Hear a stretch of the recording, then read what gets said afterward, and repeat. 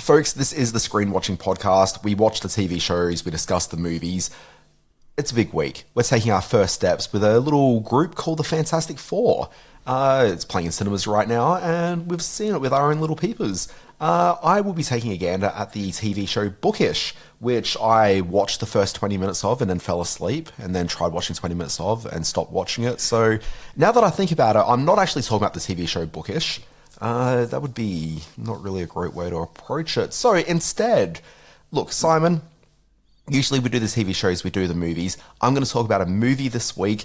If you are a fan of movies, you probably fall into the same situation that I do, which is that every so often you do the natural thing, which is you do a Miller's Marathon. You get out your Miller's Crossing, you get out where the Millers, and you're fairly satisfied by that. But year after year when I do that double feature, I feel to myself there's something I'm missing in life, a third Miller's movie. And good news, folks, we have the third film you can add to your Miller's Marathon every year. It's called Millers in Marriage. I'm going to discuss that. What else have we been watching?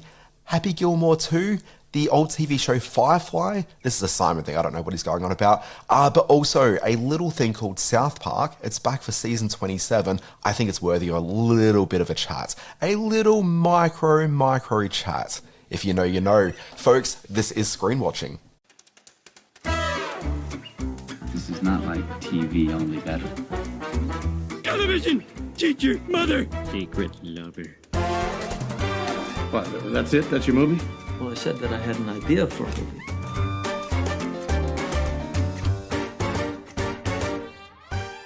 Folks, this is the Screen Watching Pod. My name, Dan Barrett, joined by Simon Foster. Simon Foster, how excited were you to see Fantastic Four during the week? I was very excited, Dan Barrett and Screen Watchers everywhere. Welcome to the podcast. Yes, I was very excited. I don't know whether you know this. I don't know whether I've told you this previously, but Fantastic Four are my favourite superheroes. I think it's why I connected so much with The Incredibles, which is essentially the Fantastic Four movie that we were all hoping for. And maybe it's why I connected so much with this new film, which I'll be talking about at length. We should mention, in passing, a certain... no pun intended, but in passing, one Hulk Hogan left us this week, which seems to have rattled the cage of a lot of the fanboys on the internet. He fell out of favour in the last years. Oh, did he? Oh boy, yeah, did he ever. But he was certainly a unique figure at the height of his fame back in the 80s and 90s, and who'll ever forget his star turn in Suburban Commando and all those great wrestling years as well. So fare thee well. I feel this conversation so far has been Santa with muscles erasure, but, you know, let's... Yeah, Santa with muscles, that was a hell of a show. Gee, he made some good films. Yeah, what about that one breakout sequence he had in a little film called Gremlins 2? Gremlins 2. Oh, and of course the Rocky film, which is where he sort of came to prominence all those years ago. And then he went through the reality. You're like, the Rocky film. Simon, which Rocky film was it? Come on. Gonna say 3? Confirm. Wow. Pulled that from the depths. So fare thee well. We had a 1 in 35 chance. Exactly right, fare thee well. Malcolm Jamal Warner, fare thee well, Connie Francis. It was a really sad week, and I'm sorry to bring everyone down at the top of the podcast, but hey, as Anthony Seabolt said, we all die. Yeah, where were you when you found out Connie Francis died? The answer on the Screen Watching Podcast. Folks, I did not know. Look, it's a pretty big show. We've got a lot of things to get through. Simon didn't ask me if I was excited by the Fantastic Four, but whatever, I'm sure we'll get to that in the review. And the only way we get to that is by watching a little bit of a clip. We'll talk about it on the other side. Famous around the world, please welcome the Fantastic Four. Mr. Fantastic, Invisible Woman, Human Torch. I love you, Johnny! And the Thing. Hey, what time is it? Say the thing. That's not really something I say. It's clobbering time. That's just in the cartoon. Now, the first question that comes to mind when we talk of the Fantastic Four is, Dan, were you excited by the new Fantastic Four dropping? Well, I'd already seen half an hour of it the week before, so it was a unusual experience where, sometimes you go in and you'll see a trailer for a movie, and then, you'll see the movie, a couple of weeks later. It's I kind of, got the vibe of it from that, 3.5 minutes. Yep. Well, multiply that by 10, because I've seen a good 30 minutes. So it was weird. I kind of understood the vibe. So in a sense, I felt I was watching it for a second time. Well, that's not a bad thing, because I hope to see it again. I'm going to see it for a second, and maybe even a third time when it hits the streaming platforms, because I really love this version of the Fantastic Four, which is something no one said ever. The last few film versions have been... not without their commercial success. Certainly the Jessica Alba, Chris Evans films did well at the box office. The Miles Teller one, not so much, heavily derided, although I didn't mind that one either, in its dark sort of way. I think with Matt Shackman's The Fantastic Four First Steps, they finally get all the elements right with the Fantastic Four movie, and the curse has been lifted. We go back...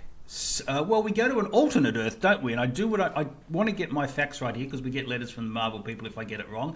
We're in Earth 828, and just a little bit of trivia. Did you know that the numbers 828 is the birth date of the co-creator of the Fantastic Four, Jack Kirby, the 28th of August? They've used his... Simon, they tell you this in a movie. Did they really? I didn't. At the very end, they give you a Jack Kirby quote, and they spell that out to you. Okay, I really should have paid attention. I was eating other people's popcorn by that stage, so I did miss that. So what we have here is this alternate Earth, a New York, which is sort of a throwback to the 50s kind of conservative world where the Fantastic Four have already returned from outer space, where their DNA has been restructured and their superpowers are well and truly entrenched. Much like the recent Superman film, we sort of... not so much skim over the origin story like Superman did. We get the in sort of like this mega montage clip at the start of this film. We get all the reasons why they are, but they're already heroes to the people of this large metropolis, no pun intended, and they suddenly find themselves having to protect the entire Earth from Galactus and his herald. Is Galactus a his or an it, or is he a he? I'm pretty sure when you check their email signature, they say they, them. Okay, all right, yeah, that's probably very true. And Silver Surfer, or Shalal Bal, if I remember correctly, played by the wonderful Julia Garner, who's terrific under all the silver, and briefly as herself.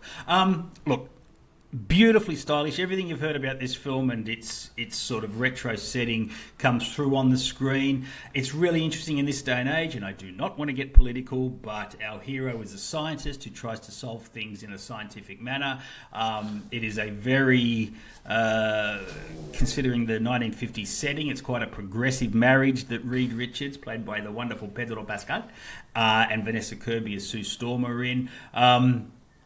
There are so many things to recommend this film. The more I think about it, despite thinking at the time it's got a little bit of a lull in the midsection, I actually really appreciated the room to breathe, and when the big spectacular action stuff happened, and in the middle of the film it really does. There's this amazing sequence when they go off to fight Galactus deep in the universe. When it finally happens, it has a lot of weight and a lot of gravitas to it. So without getting too deep into the plotting, I'm just going to say I really, really enjoyed The Fantastic Four, and I'm keen to hear your thoughts. So look, broadly, I'd say that this is definitely top 2 or 3 Marvel films, if not maybe the best of them. Okay. That said, I don't think it's a perfect movie. I think that it is a fun, enjoyable trip to the movies. But I didn't love the movie, and I especially didn't love it. What is even the math? It's not the second time I've seen it, but the second sort of go through at it. So I think first of all, I think the film does a lot of things really right.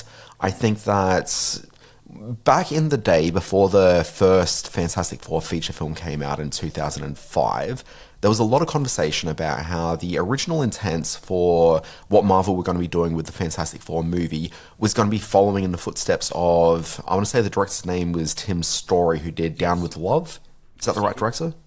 No. No, or is Tim Story the guy that did Fantastic Four? No, the guy that did... Peyton Reed did... Peyton Reed. Yes, and then went on to That's Ant-Man, it. so he had his shot at Marvel success. Yeah. But yes, So Peyton Reed's artistic ambition with the Fantastic Four film was to set it in the 60s and do very much a Down with Love style movie, but with the Fantastic Four. Now Fox were like, not sure about that. Make this movie Down with Love. We'll see how we go with it. And then, based on the success of that, maybe we'll go off to do Fantastic Four.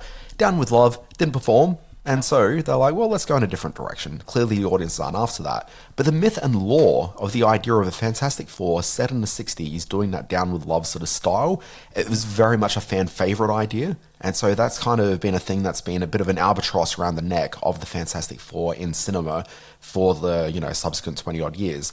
So it wasn't really a surprise to me that they went down that route for this Fantastic Four movie, in that what this film has to do is not only reintroduce Fantastic Four as an element in the new Marvel Cinematic Universe, but also it kind of needs to win a lot of, I wouldn't call them lapsed Marvel fans, but certainly the diminishing interest that cinema audiences seem to have in Marvel right now, at least as far as that cultural conversation's going. It kind of needed to give it a bit of a jab in the arms. They needed to do something sort of big and different with it, and they've achieved that. I think this isn't as goofy as something with Down with Love, which is to the benefit of this movie, because I don't think you necessarily want that from an MCU film.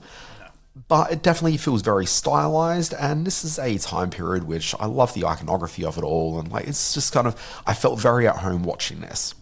Now, cast-wise, exceptional cast. I think they play remarkably well. I'm not a huge fan of, and I always forget the gentleman's name, the Stranger Things guy, whose name is Joseph Quinn. Not Colin Quinn, that'd be a very different movie. Joseph Quinn. Joseph Quinn, and I was saying this to your lovely wife after we got out of the film, because she's an equal Joseph Quinn, not a hater, but, just a disinterested person. Ambivalence, yep. Ambivalence, there's a word. The thing with him is that this movie is set on Earth 828. It feels like he's from 827.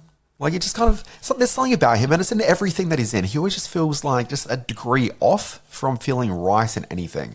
I don't know. It's just something about the guy. He got it totally right. No, see, I never bought into him. He just always seemed like he was just tonally just like that slight sort of switch out from everyone else. There's just something about that guy.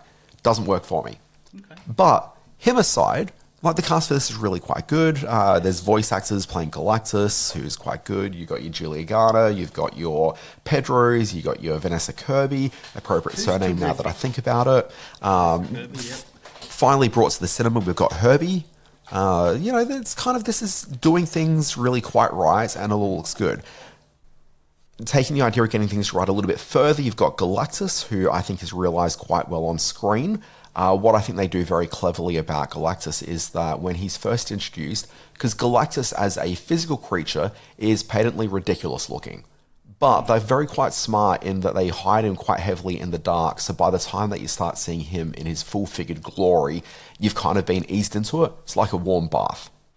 Yes, and he did shift in size a bit too. When he was in outer space, he was enormous, absolutely dwarfing the Fantastic Four when they face off him in deep space. But when he comes to Earth, he can sort of kneel down and pick up a tree, and so he shifts in size a little bit through the film. But maybe Galactus can do that.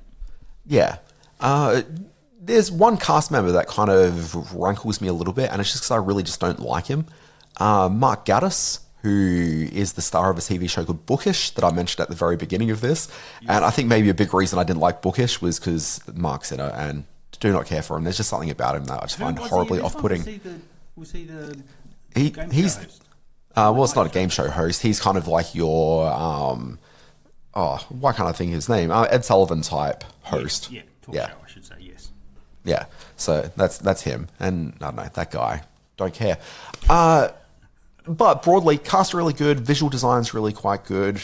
They do some very sort of smart things where the Mole Men are featured in this, which is very notable because they're featured in the first Fantastic Four issue, so that's kind of a thing. There's just a lot of clever... Okay, but the Incredibles aren't really part of this, Simon, so let's just leave your Incredibles love to the side. They kind of are sort of part of this. No, but they're not. They're really not, Simon. The Incredibles is basically just a Fantastic Four ripoff. Yeah. Yeah. I'm not going to say that, but in the best possible way. And they've used the same composer. Sorry, it's a pastiche. Does that make you feel more comfortable? Is that what you're looking for? More comfortable now. All right. Okay. So, look, a lot of things this film does right. Now, and the other thing that I really like about this is the sound design, particularly the way that the Fantastic Four theme song is integrated repeatedly through this movie in a way that doesn't get tired. I really enjoyed it all the way through. Love it. but there's a few things it doesn't really quite do right. Okay, and I didn't really acknowledge it too much when I was sort of watching it. So when I was just like straight out watching it, I'm like, this is pretty entertaining. I'm having a good time. Like you though, I felt that lull in the middle. And I couldn't really articulate it until I was talking to some people outside of the cinema afterwards. And there was this guy that I've never met before. He was just some guy that was part of a group. You might know who the gentleman was. But his complaint was that the film is set as this 1960s pastiche, but then when they fly out into space, it's not that. And so when you're introduced to Galactus, it's not really through the framework of that 1960s lens. Now, that makes sense as being part of a wider MCU. So if we're thinking about like what the world 828 represents, it is the Earth of 828, and that is, I'm going to presume, in 2025, but looks and feels like the 1960s. I'm assuming that's what's going on here. So when the Fantastic Four from this movie travels to other Earths, they're not going to be time traveling. They're just traveling in the same time, but just to worlds that look and feel like they do here as we acknowledge it in 2025. But their world is just like 1960s set. Okay, so I'm assuming that's the case. So when they leave their planet, therefore, it's going to be leaving the 60s and it's going to be in a timeless sort of period, in the same way that if you and I go into space right now, and I don't know what you're doing later this morning, but maybe we could, if we fly into space, like there's no real time associated with the space. It's kind of the spaceship that we go in will be associated with what we perceive as 2025. Okay, but space is just kind of like whatever. And so the film does that. But part of what this film is being sold on and what's so enjoyable about this movie is that 1960s vibe going on. And as soon as they go into space, you lose that vibe. It just becomes a fairly generic superhero film. So contextually, I understand why that's the style and design that they've chosen. But at the same time, it creates this lull in the movie and I couldn't get away from it. And I know when I was watching that first like 30 minutes sizzle reel, yeah, the segment where they were in space didn't really quite feel right to me then, and certainly it really doesn't feel right to me in this actual proper viewing of the film. It wasn't the trip to outer space where the lull came for me. Certainly not in terms of excitement and engagement and what a thrill it was when they went to space, or when they finally lifted off from the launch pad in the middle of the city. The lull was the chalkboard stuff and the fact that they lent into the science of what Reed Richards does. I can't connect your point that when they leave space they have to maintain the style that the film has chosen to be made in, instead of giving outer space and the journey of Galactus and his own backstory and own sort of look and feel. Its own space, because it doesn't have any relevance to the look and feel of the film as it was shot on Earth 828. It is a journey deep into space and should have its own look and feel, shouldn't it? I mean, to a certain degree, but it should still feel like it's part of the same movie. But it feels like they leave the movie and enter like generic Marvel world versus like it takes on a very sort of generic Marvel look and feel at that point when the rest of the film is so stylized. See, I'm very sensitive to that because, as you know, and as regular listeners will know, I really riled up against the generic look and feel when Marvel got into the Ant-Man Quantumanias and the last couple of Marvel films. I thought that just hey Simon, get back on your microphone. A boring, familiar plot. So. Yeah, I thought this one achieved its own fresh new look. So I don't necessarily agree that it looks and feels like past Marvel movies. I certainly think that it takes as its framework and takes as its sort of motivations and influences its place in the MCU. But I think it gives itself its fresh, exciting new look. So we might have to differ on that one to some extent. Yeah. Also, I guess my big question about the movie is, does Sarah Niles have to be in everything now? It's like, yes, we all enjoyed Ted Lasso, but we don't need to shoehorn people in for no real apparent reason, and it very much feels like she's been shoehorned into this. And why cast someone as exciting and enigmatic and interesting as Natasha Lyonne and give her literally 2 small talkie scenes? So yeah, but look, that character will be back. That's what I'm assuming, yes, that she'll factor Yeah. heavily later on. So. And it's fine. Like, I don't mind giving someone who's vibrant on screen, like, some moments on screen. I think that made that character come alive in a way that, just generally wouldn't, because there's not much going on with that character. So I was actually really happy to see her there, because she's very particular. And also, when you're playing against a character like Ben Grimm, aka The Thing, I think that you really need someone who is equally visually dynamic on screen to be of stature. So that makes sense. But, getting back to Sarah Niles, I feel as though the last couple of movies I've seen, so F1 and Heads on State on Prime Video, which we didn't discuss that, but also don't watch Heads of State, people. And the Fantastic Four, like, it just kind of seems like she's in everything right now. And look, yes, we share a birthday, and everyone needs to know that. But at the same time, it doesn't mean I need to see her, like, out and about. We're linked, but not that linked. So after all of that, given the mega hype that came with the film, the fact that they shipped all 4 stars down under and all around the world to promote this film, I can see why they had confidence in it, because it generally, in almost every respect, well, in every respect for me, in almost every respect for you, it seems to have delivered the goods, and that's a big plus. And it seems to be connecting with the public as well. As we record this, I think the first day's takings have come in, and they're the biggest of the year so far, or bigger than Superman and Jurassic Park, so people are getting out to see it, so that's a good thing.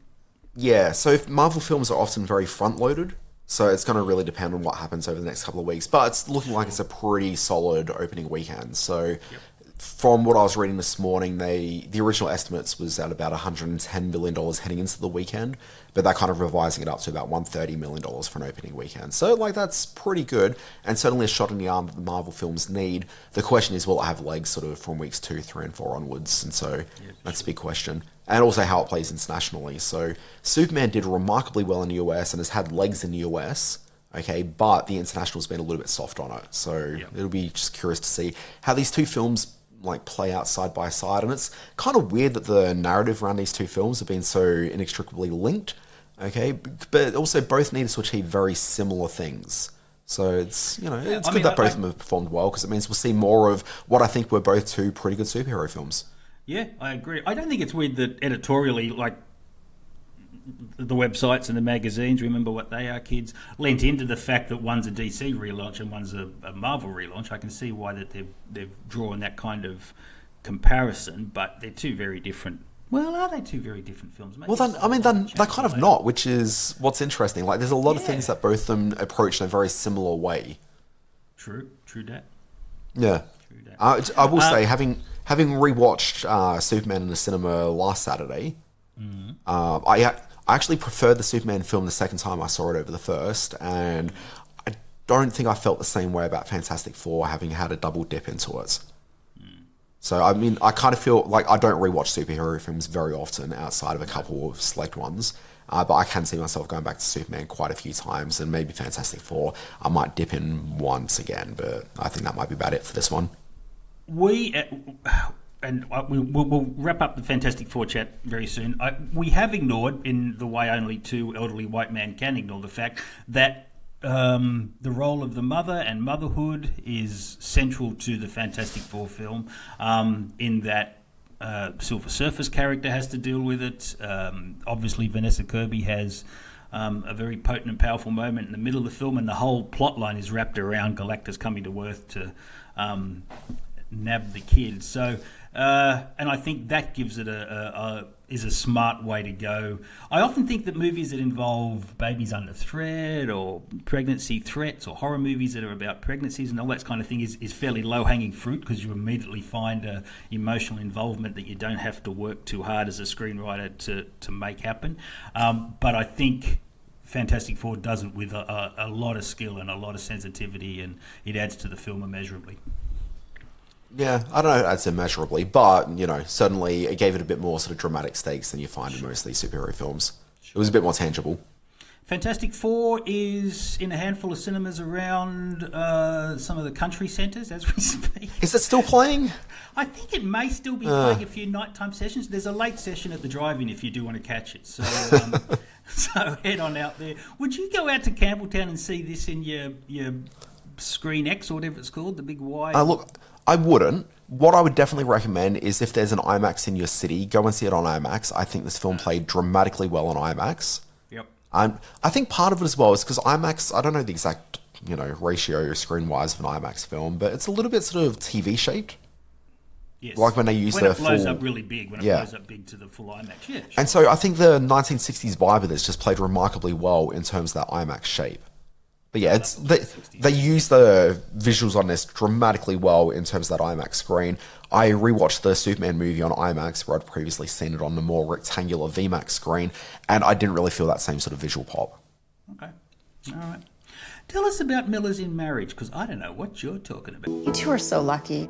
I always wish Scott and I had something like you two. You want to explain why I haven't heard from you in over 48 hours? I texted you when I landed in Sacramento. 3 days ago. What do you think of Renee? She seems nice. What? I'm just thinking of Tina. She dumped me. I want a new chapter. I was 25 when we started dating. You're such a good writer. So big deal. You got one bad review. The dream is to write the book. Sadly, I'm coming to the conclusion that it's not going to happen. What? Did you ever think about making a change? It's just a little hard to imagine now. Do you ever fantasize about getting divorced? Fantasize? That kind of makes it sound like a good thing. Okay, Simon, let's get away from the big screen superheroes and instead talk about some actual human drama and connective tissue that sort of links us all. A little film called Miller's in Marriage, which is a film that I keep on wanting to call Miller's in Crossing. You've heard me say that a number of times, and did we have to re-record parts of this podcast? Yeah, maybe.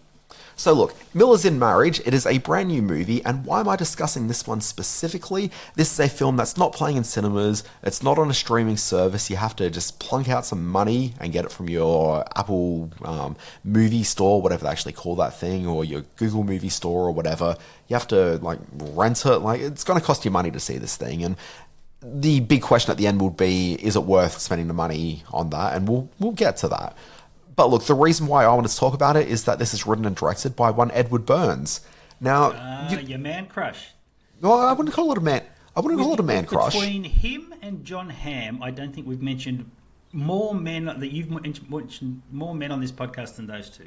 You have such a man crush on these. I feel there's a funny answer here, but I'm not sure what it is. No, look, Edward Burns, I wouldn't say is anywhere near my favourite filmmaker, but there was just something about sort of coming of age in the 1990s where he was sort of this up-and-coming force, about 95, 96.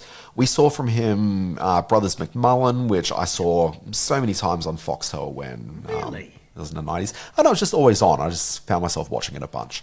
And then he did that follow-up film with Jennifer Aniston in it called She's the One, which also had Mike McGlone from Brothers McMullen in it. Yeah, he had an ensemble. Yeah. And obviously, because it's an Edward Burns film, Edward Burns was in both of them quite substantially. Boy, he loves being in his movies. And that's fine. He was one of those sort of talky auteurs that came around at that time. Hal Hartley, Whit Stillman, and then on a slightly more commercial element had Edward Burns and his cast in there as well. The very Boston sort of Burns take on relationships and manliness and those sort of things. I remember watching them and liking them. I don't think I've ever returned to any of them, but yeah, they were of their time, sure. But here's the thing, Simon. I love that as a genre of film. Sure, I love people just standing around talking in a low-budget, sort of half-decently lit room. I'm really into it. And so Edward Burns films, I'm always going to check one out because he kind of specialised in doing that. As you say, mid-90s was peak that. Post Tarantino, post the boom of sex, lies and videotapes, that was when all these young filmmakers were given that shot. And yeah, they were good times. Yeah, no, absolutely. And that's very much when I came of age. So this is kind of a type of film that's just part of my DNA. So... Ed Burns is making this movie, and Ed Burns' career, he goes through sort of fits and starts. There'll be a couple of years where he's super prolific and will do one or two things a year. One thing a year for a couple of years, and then there'll be a 5-year gap. And we've suddenly come off the back of a little bit of a gap. So he had his last film in 2018, I want to say it was. Maybe 2020. I don't know. It's definitely been about 5 years since his last theatrical film. But he did do a TV series in between. And so that's why we were talking about him not too long ago in this podcast. Was that Rose Byrne? No, it wasn't Rose Byrne. It was Australia's Caitlin Stacey. Caitlin Stacey, that's right, yep. Yes.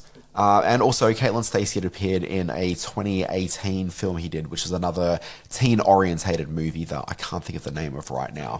But you can find that film. Was under the bridge or around the bridge or? Well, the TV series was Bridge and Tunnel. That's the one. Okay, now it's all coming into focus. We discussed this like 2 years ago, and it's all coming back to me now. Yeah, look, absolutely. Anyway, that show ran for 2 seasons, got cancelled. I watched both seasons. I might have been the only one. It's entirely possible. So look, he's got this new film. Here's the premise, okay? The premise is he's got a bunch of people that you know from all sorts of things appearing in this movie. And that's the real draw card on this one. So 1, get in for your Edward Burns, but 2, get in for this cast. And let me run you through some names. Gretchen Mol. I mean, she was like supposed to be the it girl years ago. Yeah, exactly. She was a 90s ingenue. Yeah, and then kind of went into a strange career of, a bit of TV here and there and just sort of never quite lived up to the hype around her originally. But, she's always welcome on my screen. One of my all-time loves, Juliana Margulies, is in here. Minnie Driver, the aforementioned Edward Burns, Monica Baccarin, Benjamin Bright, Patrick Wilson, Campbell Scott, Brian Darcy James, that guy from Spotlight. Yeah. Like, that's a solid ensemble cast for something like this. What the overall idea is that there's a family, a brother and 2 sisters. They grew up in a household together where their parents were both musicians and didn't really have a lot of time for them. So the older sister, played by one Juliana Margulies, she's kind of a bit of a fairly stern and serious person. And so she kind of raised her siblings. Now, they're all adults, and they've all got their own relationship issues going on in their lives. So Juliana Margulies is a writer. She writes very much rich people problem books. Okay. Yeah. She's married to another author, who's played by Campbell Scott, and he's a bit more of a higher brow literary, wonderkind who's kind of, his last book or 2 hasn't really performed so well. Campbell Scott, there's a name from the 90s as well. Yeah. Sort of at his peak back in the... Oh, this is a heavily 90s, early 2000s cast. Nice. Yeah. I love him from The Spanish Prisoner, one of my favorites. Yeah. Yeah. So look, Campbell Scott's in there. So you got that relationship. You've got Edward Burns' character, who is... I don't actually know what he does for a career. I'm sure it's something in the sort of arts, because everyone in this kind of works around the arts to a certain degree. He's just been broken up with by his wife, played by Moreno Baccarin, who people know from Firefly. I think we're going to be talking about that in a couple of minutes' time. Nice segue, beautiful. Yeah, very much so. A bit of forward sizzle. She's in that, so she's a bit of a psychopath, is probably the, friendly sort of way to do it. She plays a lot of mind games in terms of the relationship that Edward Burns has just formed with a former colleague that she used to have, played by Minnie Driver, who's delightful in this. Yeah, so she's got this great relationship that's forming with Edward Burns, but Edward Burns just keeps on taking phone calls from his ex-wife and has lunch with her, and so that doesn't sit well with Minnie Driver. So you've got that as a relationship, and then a bit more on a serious end of the pool, you've got the Gretchen Mol character, who is a former indie singer-songwriter. She kind of gave up her career as a musician for her, at that time, much more successful music manager husband, who's also had a really severe, broadly alcoholism, but I think a bit of a broader drug dependency issue over the years. Anyway, their relationship is just awful, and he's been really suppressive over her for years. And this guy comes into her life, played by Benjamin Bright, who's a music journo, who is... He claims that he's very much interested in getting, her story into this book that he's writing, but also what are his motivations? Is he actually interested in that, or does he just want to sleep with her? And by the end of the movie, that's never really quite clear. Might I suggest that in no way would an Edward Burns movie be confused with a Spike Lee movie? There's a lot of real white guys in this. He's let's just say that his ensemble certainly has a Benjamin Bratt aside, who's one of the great POC actors who's ever sort of travelled the boards. And that's not even... I mean, that's fine, I guess, to each their own. But yes, he speaks with a certain tongue, let's say. Yeah, and look, I mean, that's fine. Be true to yourself. It's perfectly okay. But, look, this film, it's not amazing. It's definitely the sort of thing that you'd stumble across on a movie channel at some point, and you'd stumble into it and probably find yourself watching it through to the end. Like, it's engaging, it's got a pretty strong cast, but the issues going on in this film, like, there's nothing that's super compelling. It's not a super compelling movie by any means, but I certainly had a pretty good time with it because it's my bag. Was it made for a theatrical release and we're just getting it on streaming, or was it a streaming debut in the States? Look, it played in theaters, I'm pretty sure, in the US. It was like, it's the kind of film you sort of make for a film festival and kind of hope that it breaks out a little bit, but I don't think anyone really went into this expecting it to be like a big sort of zeitgeisty film by any means. It's a quiet drama where everyone got to do some pretty good work for, a month or so making it, and I think, it's a good enough time. Can you do, and this is question without notice, how good is your Edward Burns accent? Can you do it? Because I remember him from Saving Private Ryan, which was, I can't think of a whole lot of other sort of big Hollywood. And I always remember he was this square-jawed, classic sort of college-looking kind of guy. But he had a kind of talk like that. He had a kind of I feel that's diminished over the years. Okay, like, all right. It's certainly not as present in this one. He's very softly spoken. In fact, I would say he's doing a fair bit of beard work in this film. Like that jawline is not there because it is covered heavily in beard.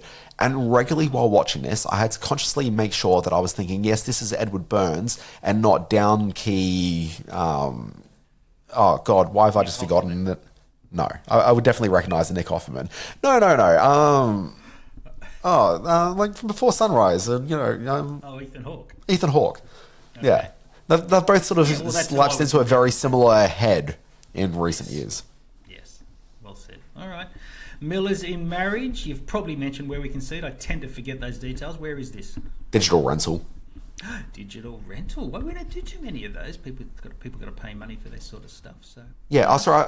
I did actually promise I'd answer a question at the end, which is it worth renting? And it's like, if you like extreme talk fests, like maybe, but I wouldn't spend more than say like $4 on it. Okay. All right. Yeah, but stick around for a bit. It'll crop up on Stan or Binge or something, and you'll be happy that you're aware of it when you press play. On your Miller's scale of Miller's movies, which involves Crossing and Weather, where does In Marriage fit? You know what? I thought it was a great way to open the podcast. I've never actually seen Miller's Crossing. I think it's the only Coen Brothers film I don't think I've seen. So I've never seen that, and I've also never seen Weather Millers. Oh my goodness, Dan Barrett, you've got homework to do. Simon Foster, what else have you been watching? Hey, I'm glad you asked. The big Netflix premiere this week is one Happy Gilmore 2. Now, for men of a certain age, me being one, or even for like a generation of men, Happy Gilmore was a big deal. It introduced the world, along with Billy Madison, to the big screen skills of Adam Sandler. Sorry, can I interrupt briefly? I actually feel that you were too old for this movie when it came out. Like, the audience for this one were teenagers watching it on VHS.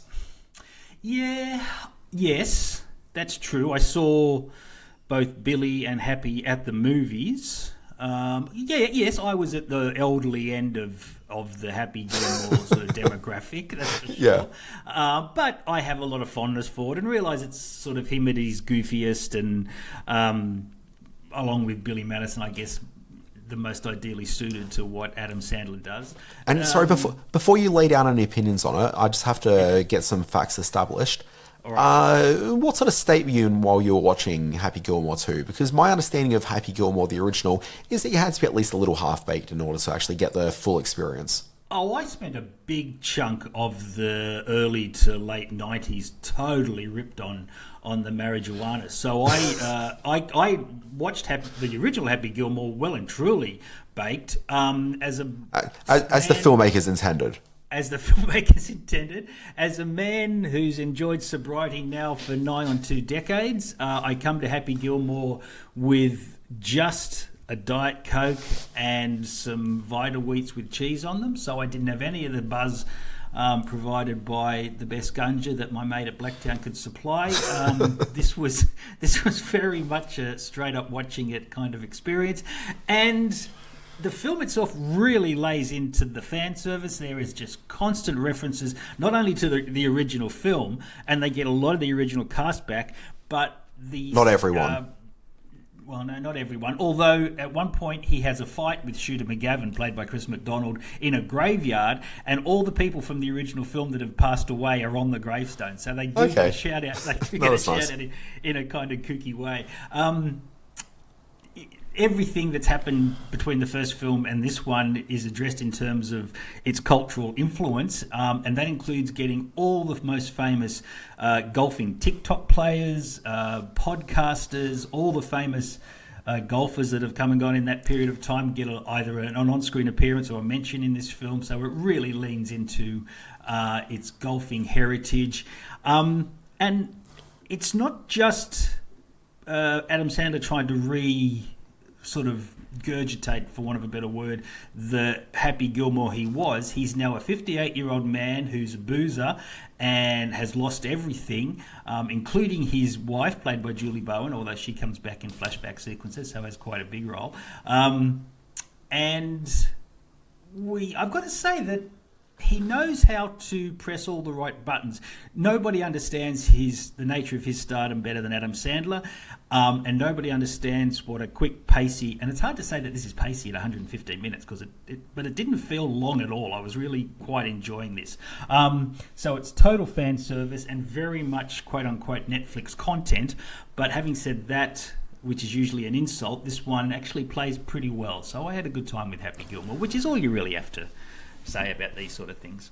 Yeah, I just find it kind of interesting that Happy Gilmore, Happy Gilmore 2, the release of this film, I think should have been a very big cultural moment. Like, it's a film that so many people have grown up with over the years, and people come to it when they're teenagers, and that's never really stopped. So that initial audience really came to it as a VHS classic that people were watching through the late 90s going into the 2000s. But I feel generation after generation, kids have just discovered Happy Gilmore, and it's become just part of the cultural DNA of the world in a way that, is fairly unexpected. Oh, absolutely. But when this film came out, it should have been a really big deal it was coming out, but instead, it's just, I think they've released it at the wrong time of the year. It's come out at a point where all the conversation right now is around these two big superhero movies. We've just had Superman, which generated a lot of conversation, going into Fantastic Four, which has also got a lot of that cultural heat behind it. It's just a shame Happy Gilmore 2 wasn't maybe another 2 weeks off to let some of that subside and to let the world really just start talking Happy. It's definitely Netflix's big summer play. How successful that is, we'll have to wait and see. I assume it'll do huge. Simon, get back on microphone. Whether it'll be the big summer Netflix hit that they need it to be is still to be determined. I think there's a fairly big. I would have to say that the filmmakers have been very smart, or Netflix and Adam Sandler have been very smart. Like I said, they've completely coated this with the celebrities and the personalities that are the biggest in their respective fields this year. That extends to Margaret Qualley, who has an extended sequence at the start of the film. The guys from, the three guys who do the Destroy Us Fire. Who are they? Those three guys from Saturday Night Live that do the digital shorts. They feature in it. So yeah, there's a lot of big names in this, not to mention Jack Nicklaus and the big stars. So it'll have a little bit of pop culture sway, I think, if it extends as far into the future as the original Happy Gilmore did and does. I'd be very surprised, but they kind of get it right. Yeah. Yeah, all right. Also, just worth noting, the film was directed by Kyle Newacek, who's the guy that was behind the Workaholics TV show years ago. Right. And the original director, Dennis Dugan, who's quite aged now, the man responsible for such cinematic high watermarks as Problem Child and quite a few of the Adam Sandler films. He has a part to play in this as well, which is good to see him on screen. I remember him all the way back to a role in The Howling he did, the Joe Dante werewolf film, and always liked Dennis Dugan. Yeah, and before you get to Firefly, which is where I think you're headed, let's just do a very quick chat about South Park's season 27 return. Did you watch this? I've watched it twice now. Have you really? Yeah, I absolutely have. Yeah. Look, so I've struggled with South Park a bit the last, 10 years or so. I'll keep coming back to it at least once a year, and I'm like, what's going on with this show? I used to have such fondness for it, but I'd suddenly dropped away at some point. The struggle I've always had is that I'll always watch it, and the ideas are strong, but it's never really particularly that funny. Like, I just never really laughed during the program. And so when season 27 came around, and everyone's talking about this week, there's more conversation about South Park this week than there is Fantastic Four. Let's be real. And Happy Gilmore too. Yeah, exactly right. Yeah, like, this is the unexpected sort of cultural zeitgeisty thing, and it's because of all the political heat around Trump and Paramount and all that sort of business going on. Like, it's a pretty dorky reason why everyone's talking about this. But you've got this thing, it is the most culturally resonant that this show has been in, decades at this point. Oh, I haven't watched it in 20 years. I really haven't. I haven't seen an episode. Yeah, and I will say, I laughed once or twice. The show, like, I think the ideas behind this episode are really smart and funny conceptually, but the actual act of watching it, like, there was one or two, like, good laughs I got out of it, and the rest was like, I see what you're doing here, very funny, brava, but by and large, I just didn't find it that funny. And so I guess the conversation I want to throw out into the cultural world is hilarious, but not actually in a way that's funny. Oh, that makes a lot of sense. But like South Park generally, like, the most I've ever laughed ever at anything was the experience of sitting down in a cinema seeing South Park bigger, longer, and uncut. Sure, yeah, I agree. Like, I remember the belly laughs. Like, I really just lost it in that theater in a way I've never done it anywhere else. Like, it was such a unique experience. And I'd certainly had similar experiences watching the show on the couch. But yeah, there's just something about this show where I'm so impressed with what they managed to do with every episode, except I'm just never impressed by the comedy quotient of it, because it's just never that funny. With the exception of when Cartman never realizes that he's trying to commit suicide in an electric vehicle. That was hilarious. That bit got me. You didn't laugh at the takedown of Donald J? I thought the representation... I mean, it was conceptually funny, and I thought the performance of Trump through it was pretty funny. But like the actual gags themselves, I just didn't really think that was that funny. Like, yeah, we saw the micro penis, and that's kind of funny. The very end, where they completely break format and drop to a AI generated PSA that the town of South Park have been mandated to produce in order to offset a lawsuit that's been filed against them. Incredible. I had this conversation earlier in the week, actually it was late last week, talking to Australian comedian Mark Humphreys. Mm-hmm. I said to him, I was interviewing him for my day job at Media Week. I said to him, can sketch comedy change the world? He's currently fronting a comedic documentary about the Australian housing crisis, the affordability crisis. Anyway, I said, can a sketch really sort of change the world? And Mark's Mark's a pretty pragmatic guy. And he's like, well, not really, but, I kind of like to think this sort of stimulates conversation and gets people's sort of brains moving in a certain direction. And I'm like, yeah, totally cool. But I was watching that Trump bit right at the end of the South Park special. And I'm like, this sketch kind of has changed the world a little bit, I think. I think so. Yeah. Yeah, I totally agree. For some reason, because obviously I follow it in my little social media bubble, I knew of its impact, and it's the episodes sort of place in the Paramount merger and the Comedy Central role and Colbert and all those sort of things. And you made the point last week, or maybe in your newsletter, that they turn around South Park episodes so quickly that something that is immediately relevant 48 hours later, it can be in a South Park episode, which is extraordinary. I mean, they work on it literally in the hours leading up to broadcast. Yeah, which is amazing. And it was always a quick turnaround program, but the capability they've got with digital production now just means that they can just knock it out. It's really incredible. Quickly, so it was, and I'm surprised to say, immediately a must-watch and relevant for me as a devout non-Trumpy and someone who's, deeply troubled by the direction he's taken his country and the world in, to see a major, to see a primetime sort of a show like South Park take him down in such a fashion was a big deal. And I thought the show delivered. I thought, it was funny. Even the stuff without Trump, the stuff about Jesus Christ and getting into school, I thought it took some big swings at a lot of the problems with American society and really nailed it on the head. And I think it's going to emerge as one of the iconic episodes of the series. How long has it been running now? 30 odd years, 25 years? Well, it's 27 seasons. 27 seasons, okay. So, I thought it was... the anticipation that comes with someone, the team at South Park, tackling the issues to do with Trump and Trump's America, I think it nailed it about as best as it could have. Yeah. All right, Simon, let's quickly wrap things up. Firefly, a TV show from now 24 years ago. You finally got around to watching it.